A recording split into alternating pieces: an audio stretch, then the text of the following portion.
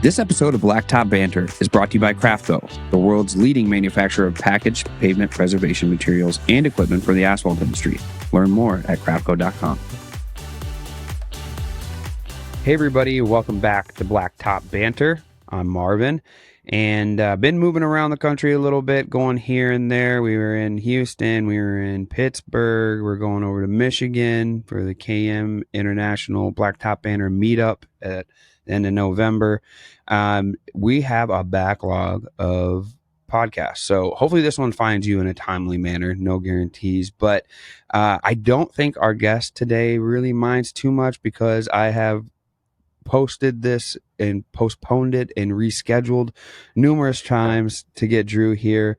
But today we have Drew Mohatt, and he is with Holcim US and the business development manager. But he was telling me, like, if there's a need, he fills that place. So as a servant leader, I'm sure he does estimating and communication and everything else that it takes. As we all know in the asphalt industry, you pretty much got to be able to do whatever. You got to be able to grab a shovel, drive a roller, drive the paver, to use the loot, everything. So Drew, please, man, introduce yourself. Let us know where you're at and what's going on.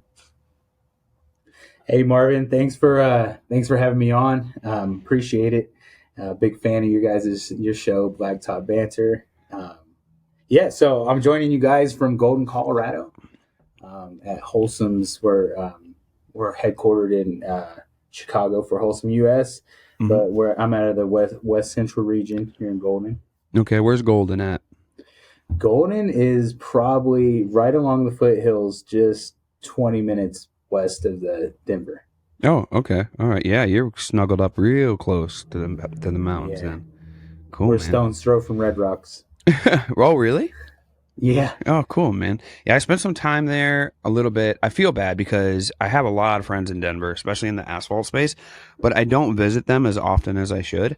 And they keep asking me to come out. And last time I was down, I was in Colorado Springs. So I went through Denver down to Colorado Springs and hung out down there. Actually bought a seal coat rig last time I was down there. But yeah, man, it's beautiful territory down there. You were telling me before the show that you all will run asphalt into January sometimes, depending on the weather. That's right. Well, as long as we get temperatures and we can pave, we will place it. That's crazy, man. We have four. We just sold one asset, so we'll go into 2024 with three asphalt plants, and we'll stagger the shutdowns, the maintenance shutdowns, so we always have one available to our clients. Wow, really? That's crazy, man. Yeah, we don't have that luxury here where we are. I mean, up here in the frozen tundra, when it's ready to go, like, they're done. But it kind of was mind-boggling to me because I'm like, man, up in Mile High, like, I was surprised to hear you all go that long. So tell us a little bit about what Holcim does. Okay, sure. Yeah, Holcim, we are a cement producer, an aggregate producer. We mine and produce it, supply it to the market. That's a big focus of ours. And then we are asphalt producers and contractors in Colorado. But our biggest thing is safety, man. Safety and sustainability, being good stewards to our environment. We call it circular construction. Of course, recycling, reusing, and reducing, and doing more with less, especially the raw materials. We want to help decrease our carbon footprint and any emissions. Like I said, those are probably the two biggest things, and we want to do it safely. Yeah. Right. Yeah. Because we understand that, by 2050, this planet will probably occupy at least 10 billion people. Oh, for sure. Yeah, and that concrete is the best form of construction materials, and probably the most, widely used, for sure. Widely used, yes. Yeah. Widely used. Unless we start using levitating cars and trucks and whatnot, we're always going to be in business. So maybe it's just me. I understand AI is making advancements and technology is moving, but I think we're okay in this industry for a little while longer yet, if I had to Agreed. guess. Agreed. Yeah. So, so tell us how you got into this industry and what was it like for Drew? Like, where did you go to school? Did you go to college for this? Like, how did you get into this industry? Oh man, it was a journey. It Those are was a my journey. favorite ones. These are my favorite ones. Go ahead. Went to school, but it was not for this. Not even close. Um, I took a job with the local Caterpillar dealership over here, and that's Wagner Equipment Company. They're the ones who believed in me, gave me my first start. I started with building construction products, basically your small equipment, right? Oh, okay, yeah. Was selling that. We had an old timer who took me under his wing, um, and he was retiring Oh, from okay, from paving. He was our asphalt paving specialist. okay. Well, he had a lot of vacation, so I started on calling his clients, right? Yep. Then I started helping with demos, millings, pavers, rollers, right? Yeah. And, and then naturally, I had those accounts to because I was a product support sales rep, and Hmm. yeah, startups, you name it, I did it. No one wanted to do asphalt paving. They wanted to sell the big machines, the 980s and so on and so Yeah. forth, the D9s. And I wanted to as well, but I was like, well, that sounds like I'm doing a little bit better than these other guys who are selling the big machines because margins are higher, right? Yep. And so I called on the Martin Mariettas, the Brennan Sand and Gravels, and then the smaller mom and pop shops like Yep. the Cassies in our region, and developed those relationships. Then so I was a rental sales rep, product support sales rep. Had a great understanding. Did some demo operations for them, demonstration operating. Then I thought I'd try my hand in the oil field as an equipment manager for Mears midstream. At that point, oil field was booming. Yep. They wanted to mobilize into Colorado in the Greeley area, Okay. and they tapped me on the shoulder, and I said, "Sure, I'll come out there and help y'all. I'll get you set up. I know quite a bit about equipment, you know." Yeah. And so that was fun. That was fun. Really volatile industry. Money was great. Yeah. Have a family though. You know, I Mm-hmm. mean, I was working. I would leave the house at 3 and get home like at 6 or 7. Ooh wee. Mm-hmm. Ooh wee. And I could have took the camper up, but it was really important for me to be in bed at night, to be back at Yeah. home.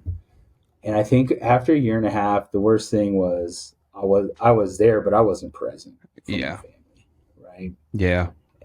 And about that time, the president of Colorado Asphalt Services Inc., Cassie, he's like, "Hey, you want to have a conversation?" I go, "Yeah, man, I'll be there on Saturday, but I'm coming in my golf shorts and my polo, you know." And yeah, one thing led to another. I got in the asphalt industry. I was selling Easy Street. They hired me to sell Easy Street, do some business development, Yep. because great relationship with those guys. And to me, relationships are always the biggest, That's Marvin. key. Mm-hmm. Yeah. Always been. Yeah, then we had some change, some turnover at Cassie. A lot of the other folks who were there kind of left to further their careers. We had a gentleman leave who was a project manager. He had started a milling company. Okay. His name's Francisco. Shout out to Statewide Milling in our area. And he was a guy. Like, he was a guy. And we Really? had another guy. Yeah, Mike Koza went off, started his own company. So that left an absence. It left a void in operations. It left a void in estimating, and I was still doing sales. You know. Dang. Oh my goodness. Whew. As I say, So that's I a did that shortage for there. almost 2 years, and that one cooked me, man. You know, you would estimate, do your pre-quals, estimate, secure the job, invoice it, and the superintendent at the same time. Like, I Yeah. did that for a little bit, and that one wore me out. Oh yeah. And I was gonna say that's And a it heavy still, lift, man. yeah, and then still sold asphalt, did asphalt outside sales. Really? Damn, dude. All for my pickup truck, man. All for my Yeah, pickup baby. truck. Yeah, I The got a pickup office. truck. Yep, Yeah, yep, yep. yeah. Just the guy Yeah, the behind the mobile. wheel in the pickup. I was gonna say the mobile office, bad boy. That's how we always do it. Yep. So then, you built that up. Was there, wearing all those hats, and then where do you go from there? Oh yeah. So at that time, yeah, I was still able to do some of those things like coach football, be with my kids, right? Like because I didn't want to repeat the same mistake I did when I was at Mears, Yeah, and I started going down that path again, of not being yeah, able to say no, an obligation to wearing too many hats. yep. Um, and that's just sometimes I think that's how we're wired, right? It is. Yeah. When Sometimes you're a when hustler, you're a hustler and you think you can do it all, and you try to do it all, and for a bit you can. You're like, dang, yeah, I'm a stud. Then after like yeah, a little bit, you're like, somebody help me. You know? yeah, exactly, yeah, exactly. Yeah. So I was part of this men's group at church, right? So Hmm. I caught this phrase, man. They said, well, people don't burn out because of the heavy workload. People burn out because they're doing things outside their comfort level, right? Mm. Me, I was a salesman, but I started building the jobs, Yeah. right? The invoicing piece, estimating, like I Yep. was just doing things. Coordinating, superintendent. Yeah. Yeah. hmm So yeah, after I left Cassie, I got tapped on the shoulder again. Hey, you want to come over to be the chief estimator at Holcim? And I go, no, I ain't no chief estimator. I'm not a chief. Mm-mm. Yeah. No, sir. Yep. And he goes, his name's Tony Micah. He's our GM. And he goes, but you're a leader though, and I need Mm. leaders with me. And I Hmm. go, okay, give me a few to think about. Yep. And so I think about it, chat with the wife, with Yep. the family, and come over here. I made my decision. I was like, well, I'm going to come over here. But I think leaving was the biggest challenge. Just all those relationships, top That's what I to was just bottom. gonna say. You build up the relationships. You have the portfolio. There is Right. something with though. There is something with like being the man. You know what I mean? Like when you're there and you are doing all the heavy lifting and you are a stud and you know you are, even though it's wearing you out and beating you down, there is some kind of, I don't know, like a prestige, I guess, that goes with it or something where you're like, man, I have worked hard and built this, and it wasn't hard at the beginning, or it was hard at the beginning. I've somewhat made it easier through the relationships and everything that I've built. I hate Right. to have to restart and do this all over again in a different way, But what happens once you make that transition over to Wholesome? Um, well, uh, Tony was very transparent in the hiring process, and I could see that there's opportunity. I mean, if there's one thing I have is vision, and I knew once upon a time Wholesome, previously formerly known as Ag Industries, man, they were prestigious in the Denver market area. Yeah, A lot of tonnage, a lot of talent, but when leadership erodes, everything else does too, right? yeah, Especially servant leaders, right? I believe there's a difference between motivation and inspiration. The motivational is seasonal, right? That only takes you so far. yeah, But that servant leadership, and when you inspire people, man, that goes above and beyond, right? That's why you get out of bed. mm-hmm, That's your good name. That's a craftsmanship that goes with it. yep, And I knew that was lacking here, and Tony assured me that I would get the support, and he would grant me the latitude I need to lead in such a way. So here we go again. It yep, started all over, right? yep, It started with the basic blocking and tackling, but I knew that I could just come here and be really good in one position and help influence in other areas, right? Whether it be operations, whether it be sales, but challenge the status quo in an indirect kind of way, right? right, yeah, But yeah. still keep my Go ahead. but still keep myself protected, from having to wear so many hats as I did before. Yeah, I think what I was going to say was that it allows you to hyper focus, right? I'm like, okay, this is the lane. Before I used to have to take, I was in a subdivision driving down every road trying to find everything, but this is my lane. I can study it. I can learn it. I can make it happen. And then, like, from what I find, this is me speaking too from my own experience, is that if I try to do everything, I can do a little bit of everything. Like, I can do it. It wears me out, like, excessively. But if I'm able to delegate and offload some of it and really narrow down my focus and, like, focus on this task, this title, this goal, and I get that thing set in stone, it becomes a foundation. And then I'm able to be pretty choosy if I'm going to take something else on and make sure that it connects to this. And before, I was just trying to hold everything together, like do everything and hold it all together. Even here at Blacktop Banter, we've kind of used that same process where when I started to hire people on, the whiteboard was full of all these things that we did. And they were all little low hanging fruits. And I was having to do like all these different things in order to make it all connect. And we refocused, right? It was like, well, we're just not doing this whole half that Marvin has been doing. We're going to take these few things that actually generate some income and are productive, Right. and the less of the stuff that he finds really, really fun. And we're going to do this. And we did. We focused on that, got our ducks in a row. And then that freed, once that was set in, then it was like, okay, Marvin, you can go back and have some fun now. Like, Right. you can go do events, you can go travel, you can do this type of stuff. The heavy lifting part of it's over because we have such a good foundation.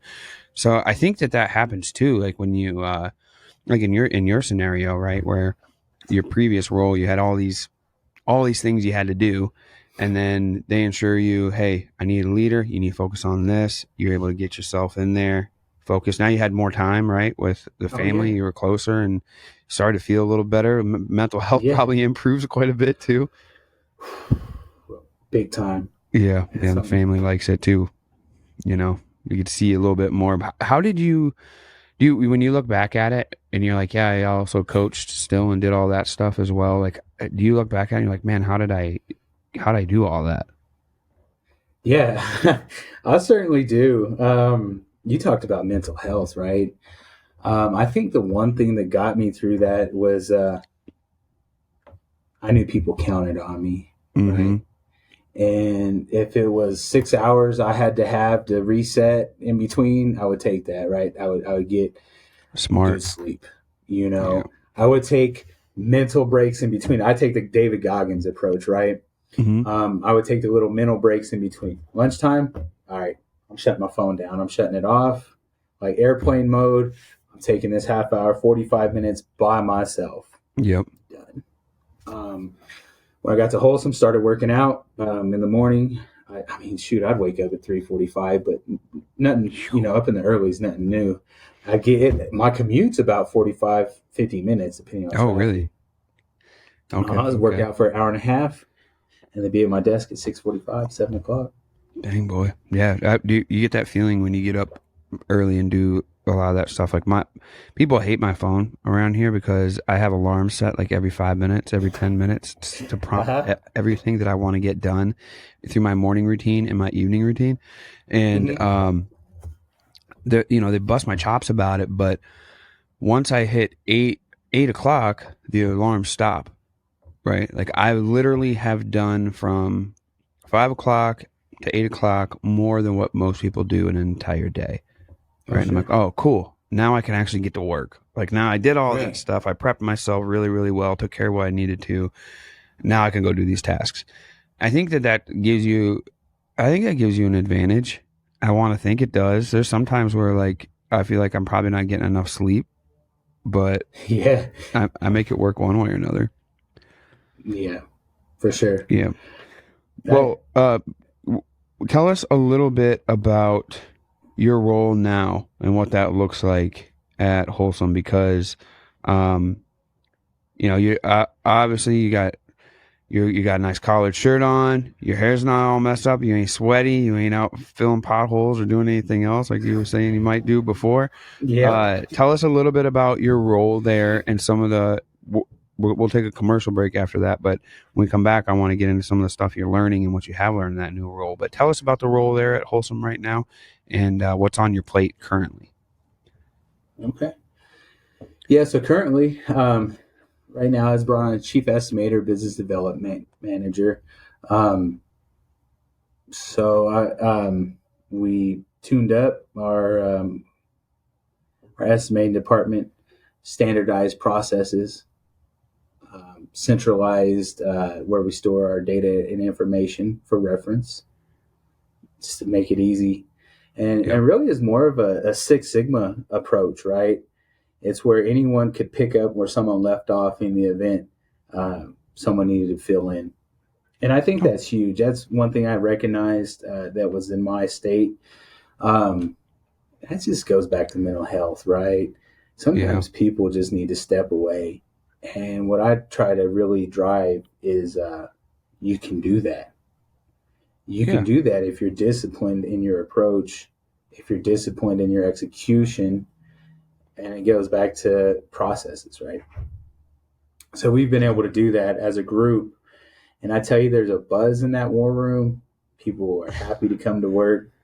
And I'm dang proud of them because I asked them to step out of their comfort zone, to trust me early on. And Marvin, you got to know something. I'm a pusher, man. I'm a pusher. Like, oh yeah, I'm very competitive, and you should see it now. It's like the roles have reversed. My people are pushing me to be better. Like, oh yeah, they're pushing me to show up. And it's just a healthy relationship we have. So that's estimating. The business development, we contribute in CAPA, which is Colorado Asphalt Producers Association. Mm-hmm. We contribute in the HCC, Hispanic Contractors of Colorado Association, and AAGC, American General Contractors Association. So I believe being part of those affiliations in your community keeps you out and about, keeps you in front of the market. And that's a business development piece. And then having a line of sight on projects that are coming down the pike, that makes it easy and natural to transition towards sales, right? To have those opportunities populated, keep an eye on them, understand what the proximity to your asphalt plants are, and then going out and capturing the tonnage. So that's something I picked up recently. Right now, I think we're looking to backfill the chief estimator's position to free me up a little bit more so I can pursue more sales and throughput and naturally drive that with my business development piece. So cool, man. No, I like it. Isn't that funny? Like everybody around here, when we develop a game plan, like we need to free Marvin up so we can have more time. And then I end up just filling that more time with more of something to do. It's like, oh, thanks a lot, y'all. I appreciate it.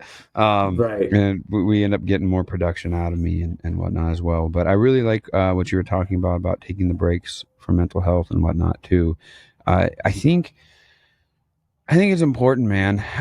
We hear a lot about company culture, and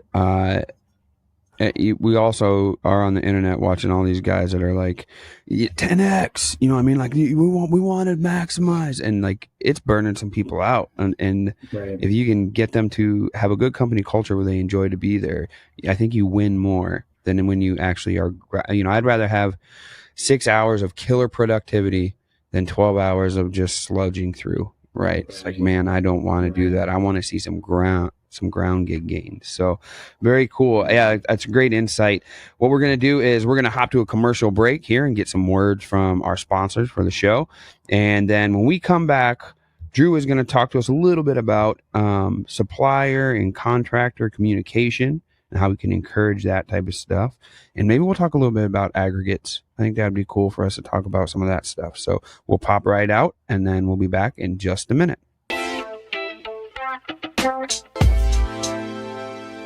Asphalt maintenance contractors. Winter's just around the corner, and we all know the harmful effects that colder months have on pavement. Here at Wiscoat, we've tried a lot of products. We keep coming back to Craftco because of their crack and joint sealers are the best in the industry. No matter the climate that you're located in, Craftco has products that will fit your needs. Find the full product lineup at craftco.com. That's CRAFCO.com. Have you seen the smoothness and compaction that Dynapack seismic technology has recently brought to the asphalt industry? It's incredible. And Dynapac's CC900G roller may just be the best roller on the market for driveway and parking lot paving contractors. It's even better than the little yellow one that you're used to seeing. But don't take my word for it. Give the CC900G a test run yourself by visiting Dynapac.com and finding a retailer near you. Say goodbye to potholes and roadway damage without the need for large crews, heavy equipment, or toxic chemicals. Aquafalt is the only permanent repair material for asphalt and concrete that uses water. And installation is simple. Just pour, add water, and tamp. It's that easy. An Aquafalt repair can be opened to traffic immediately and fully sealed within 24 hours. Plus, the product is backed by a 3-year warranty and is made in the USA. Visit aquafalt.com. That's AQUAPHALT.com to learn more. I'm incredibly proud of the Blacktop Banter Edition seal coating unit produced in partnership with KM International and available now in both the 550 and 700 gallon versions. Custom built on the same frame as their bulletproof hot boxes, I work closely with KM to design what I believe is the best seal coating unit on the market. A unit designed by a contractor for contractors. See the entire walkthrough of the unit on Blacktop Banter's YouTube channel or visit kminternational.com to learn more and place your order. Since its inception, Dubuque Asphalt Maintenance has branded our trucks with the 1-800-BLACKTOP number from the 800 Pavement Network and consistently seen increases in leads and jobs completed. I know the 800 Pavement Network can do the same for your business. Visit 1-800-PAVEMENT.com and get set up with your custom phone number today. All right, we're back with Blacktop Banter. We got Drew. Drew's been explaining to us a little bit about his journey and how he got to his position as the biz dev side and the estimating side over at Holcim US. But earlier, before we were on the air, we were kind of talking a little bit about communication and networking and how we collaborate now in this industry, which is fun to see. I think you'll agree, Drew, that we are able to get insights from the top of the chain all the way down to the bottom of the chain and back through so that we deliver a better end result for everybody. So one of the things you talk about quite a bit is encouraging communication between contractors and material producers and that feedback and why that's important. Can you go into that a little bit? Yeah.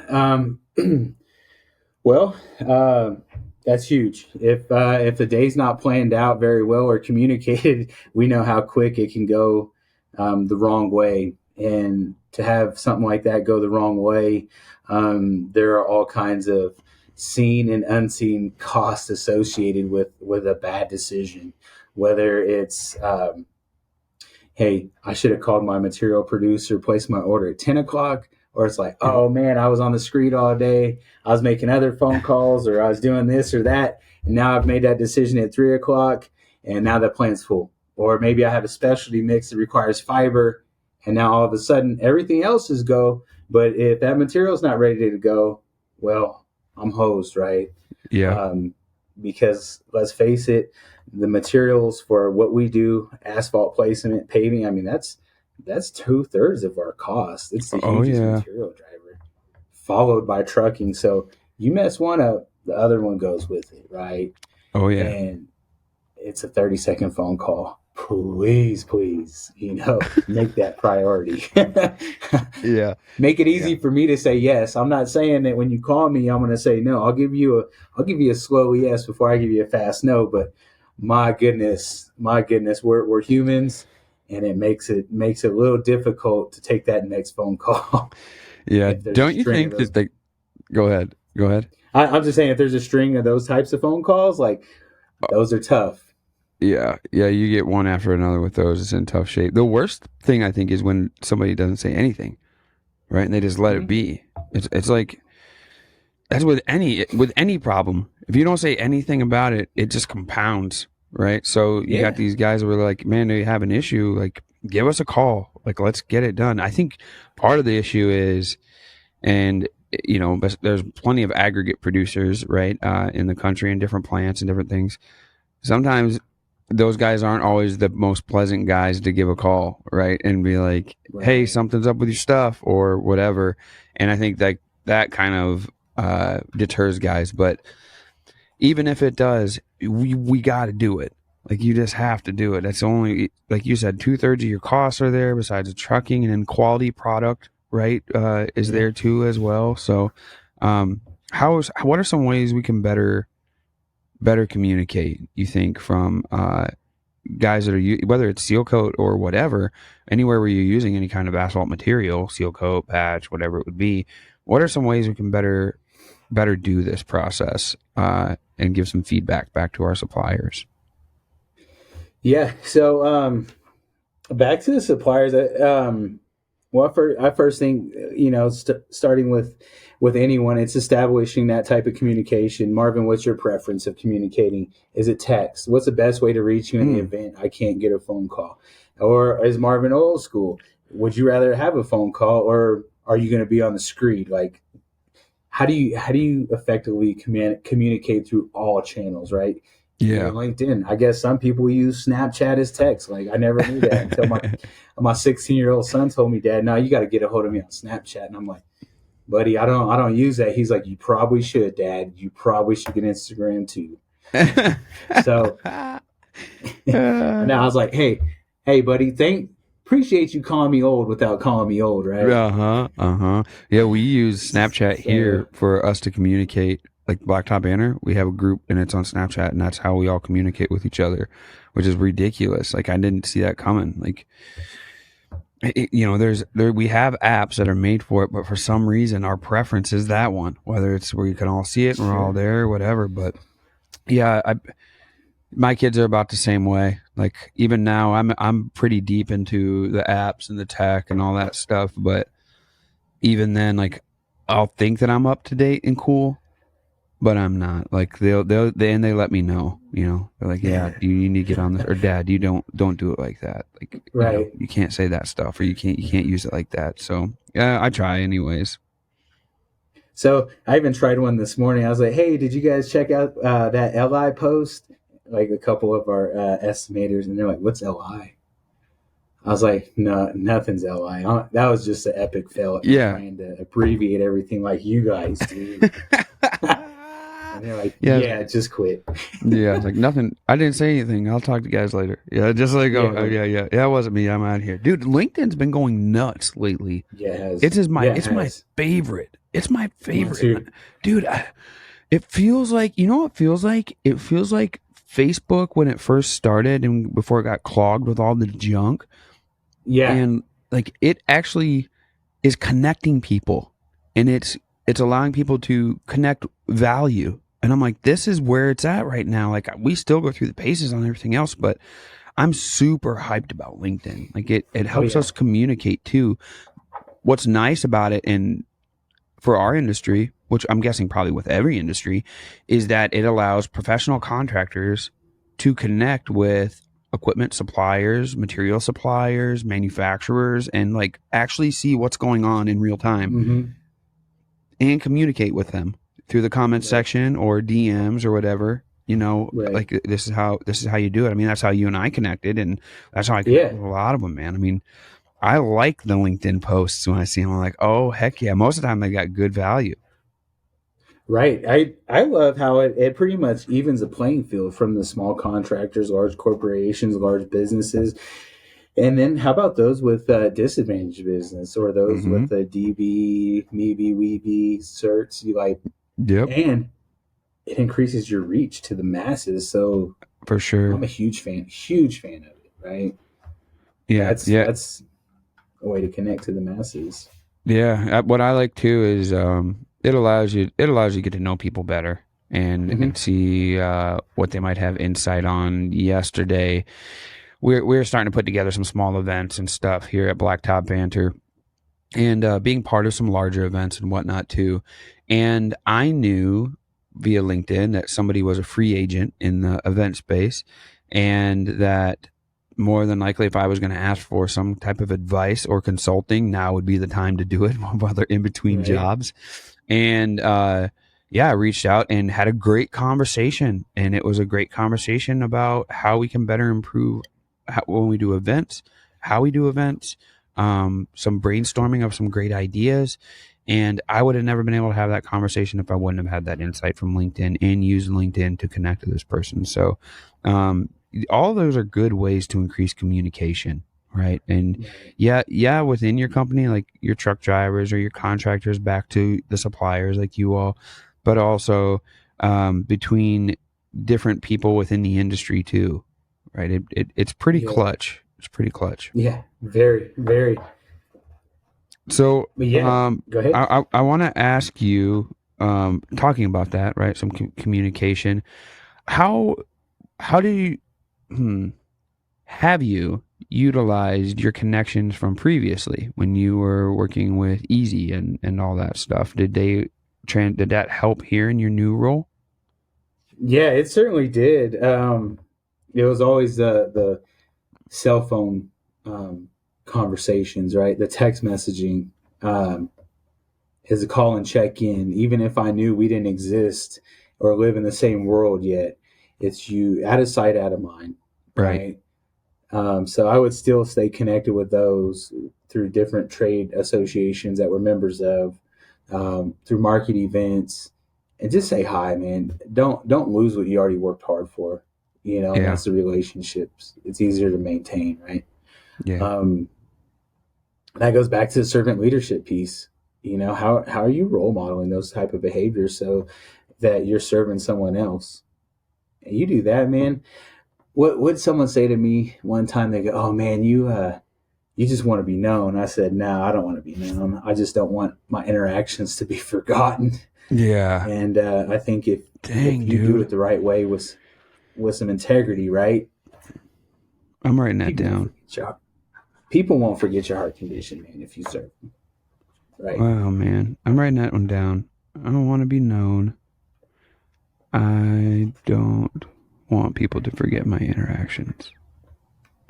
Dang, Right. man. Man. Yeah, that's heavy. And I think that's what we all hope for. Who Right. wants their life in their own eyes to be insignificant? Not me. I think I want to feel important and special. Like Yeah. I think I want to be here for a reason. Being here for no reason, I don't know that I could stomach that, man. To be honest with you, Well, I mean, like, and do what I do if here. we get, yeah, we can get in the door. Anyone can get in the door, but how do you stay in the house? You Oh know, yeah, man. Yeah, that's true. or raising kids. Shoot, why do sometimes we get distracted and fail to continue our investment into them? Because that's our message, that's our legacy we send into the future with them, right? Yeah, yeah. And even at work, why not invest in our people? Because that's our growth, that's our culture, they're our marketing. Like, it's always about people, and companies that don't understand that don't get it, No, man. won't get it. The best ones, the best companies that we work with, and that we've been able to witness, have all been companies that adopt that mantra, right? Mhm. Just always, and they always have loyal people. And even when some of the people move on to a new team, they're still cheering. They're cheering the company they left, and that company is cheering for them to go on to the next or Yep. whatever they're going to do. Things change. I was talking to a buddy yesterday, and he was saying that actually it was my friend Eli over in Pittsburgh. He was on the podcast, and he was saying his dad worked in IT, I want to say, or no, IT or systems, something like that. I'm sorry, I got them both wrong. It was facilities.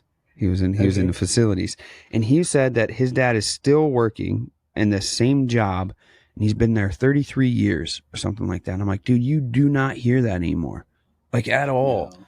anywhere, No. right? And it would just, I think that the new wave is people are going to move around. They're going to get experience. We all are working together. All the companies are working together. The people are working together. We have to. It has to be collaborative. You have to be able to cheer people all the way up and all the way down. I was asking you a little bit about your previous role in a previous company, and mainly because of my curiosity with cold mix. We were kind of talking about it a little bit earlier.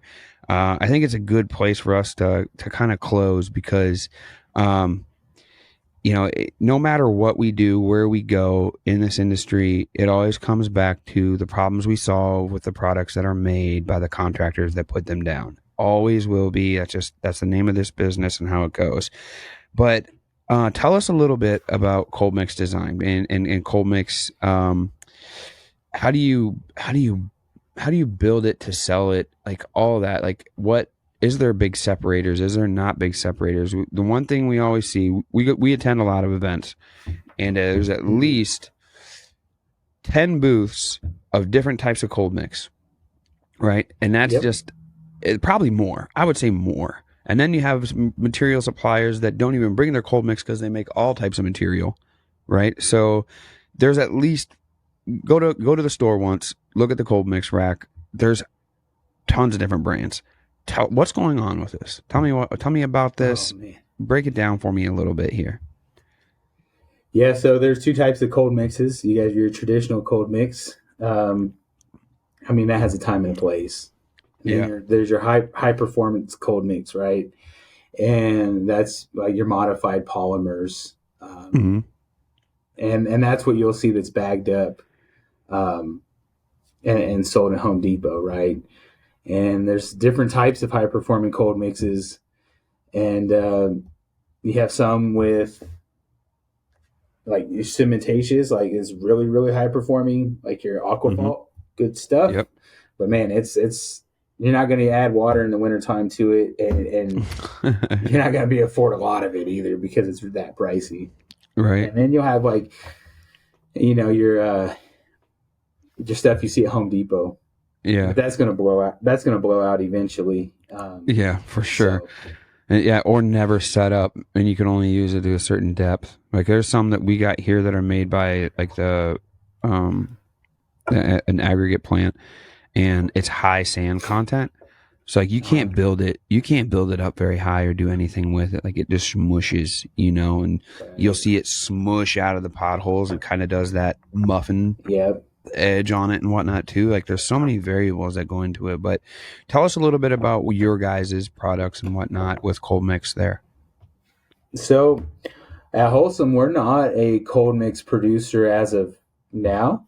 So, but we're looking to break into the market here in the Front Range, just to have another solution to offer. I think you talked about value, and those who can provide value get the return phone calls, assuming they answer their phone calls and they're responsive, right? Yeah. So, given our clients different mix designs they can choose from, we can make a decision, offer a solution, and hopefully be available and ready to go to business when they call on us. The barrier to entry to produce cold mix seems awfully low compared to a lot of other things. To me, the barrier to hot mix is very, very high, right? And the barrier to cold mix seems like it's a low lift, only because you're like, well, they use the same, the same size aggregate and gooey like CSS or whatever it would be, asphalt concrete to just mash it together. It's almost like seal coating versus paving. Like if you have a bucket, you can get into seal coating. You're going to need a lot more to get into paving. So what is it? Like what is what makes the difference between the stuff you see in the bags for $10 or $12 versus the higher end stuff? The difference between your cheap bags would be your aggregates, and those who decide to use pea gravel, they don't really get a good product, but it keeps your costs low. Those who require, or some mix designs that require a wash stone, will go up in price a little bit.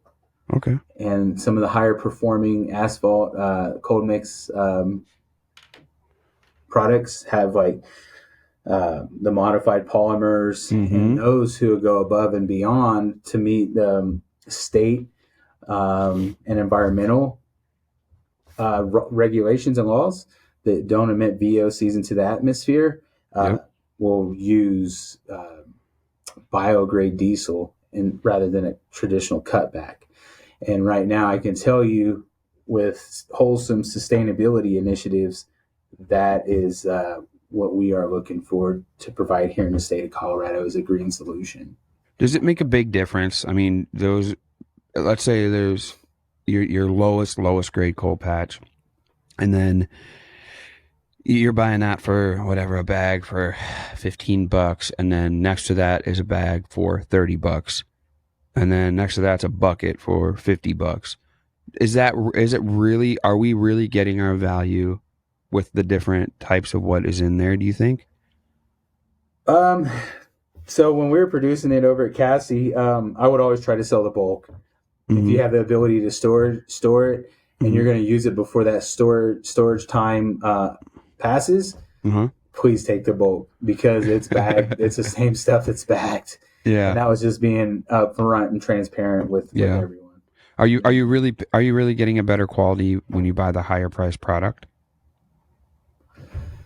Well, I think there's a time and place. Like if you just need a small patch for Aquafalt, and it's not cold out, then yes, absolutely, I would probably take the bag of Easy Street for $30. Yeah, that's what I was wondering. Like, because I'll get like a whatever it would be, Seal Best or something, from Menards or wherever, and it's like $10, and then next to that is a bag of Easy Street for $30, and I'm in the same size bag, same cold, it's cold mix. I'm like, am I really getting double the quality that I'm putting out here versus the low end one? Right. I don't know. I guess I'll have to do a side by side comparison at some point out in the parking lot and make it happen. There you go. Cool. Well, man, I really appreciate you joining us today and sharing some insight. It's very cool to kind of get the perspective, especially from the material production side and all the business development stuff. I want to click back real quick. I'm going to ask you for one piece of advice, which is what I always do, and as we get near the end of the show, and it can just be general advice. It doesn't have to be in the asphalt industry, but I want to reiterate your quote. I've never done that before, but I quoted you, and I want to go back one more time. And you said, "I don't want to be known. I don't want people to forget my interactions." That's right. Yeah. Okay. Give me one piece of advice to anybody that would be listening. Life advice would be fantastic. Life advice is just have a goal. Have a goal. And it can be a big goal, man. But my piece of advice is to get a little bit better than you were the day before. How do we do that? 6 months, it's a small goal in between. Write a path. Like that's how you will things into existence. To me, is that if you have a goal and an end goal, is how you're going to get there. Put it on paper. What are you going to do day by day to get better than you were the day before? Yeah. And what does that look like to you? Because if you have that mentality, hey, I'm going to grow a little bit every day. Yeah. You were better today than you were 6 months ago, and you're sure as heck going to be better 6 months than you were from today. Like, do yourself a favor so that the future you will look back and thank the you of today, right? So yeah, cool, man. No, I really, really appreciate that. Drew, where can we find you online? In the LI? Hey, we can find you in the LI. You can find me at LI. Drew Mohatt at LI. I know, that's funny. Hit me up on LI. All right, yeah, LinkedIn, you find Drew there. You're going to love the content and a lot of the reposts. My friend, it has been a pleasure, and I really, really thank you for joining us and sharing your insight. We love what you're doing out there, and hopefully we get to see you soon, man. You're going to be at any of the conferences or anything this winter? Where are we going to have you at? Planning to see you at World of Asphalt. Okay, man, we're going to be there. Blacktop Banter booth will be there. You better stop by and say what's up. We'll have an event. Maybe we'll have Drew... you autograph my hat when we get there, man. We're trying to do like a big sign thing where everybody signs that's fans of the podcast that stops by. So we'll have you there and we'll hang it up here in the shop. All right, y'all. So for myself and for Drew out in Denver or Golden, just at the foothills of the mountains and beautiful scenic Denver suburb. This is Blacktop Banter, man. And we speak asphalt. Peace.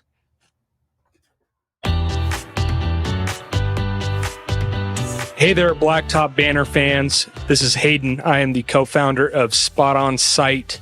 We're asphalt contractors ourselves. We run an asphalt paving company based out of Denver, Colorado. We know this is a game-changing app that will help you measure and mark your locations in your parking lots, document using time-stamped photos, videos, and comments, and send professional-looking reports to your customers. We have a free 14-day trial on spotonsiteapp.com. Hey, Jessica Lombardo with PaveX, the pavement experience, and I want to invite you all to join us in San Antonio for the first ever event. It will be held January 30th through February 1st at the Henry B. Gonzalez Convention Center. We are going to have a live equipment demonstration over 2 days, 60 hours of educational programming, and a full trade show floor with over 75 manufacturers of equipment in the paving and pavement maintenance space. So please join us there, and to learn more and get yourself registered, visit www.pavexshow.com. When it comes to asphalt tools and supplies, Liberty Supply has darn near everything you need. I actually think the owner, Sam, sleeps on a mountain of spray tips in their warehouse alongside the pour pots, hot pots, steel brooms, chalk lines, flagging tape, and hundreds of other items. If you call Sam today at 800-397-9907 or visit libertysupply.biz, they'll get you set up with everything you need. For custom and multi-piece stencils, I always turn to Stencil Plus. They've supplied every stencil we use, and these things last a long time.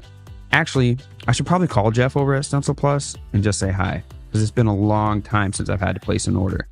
Anyway, if you want long-lasting, high-quality stencils, head over to stencilplus.com and save 10% by using code BB10 during checkout.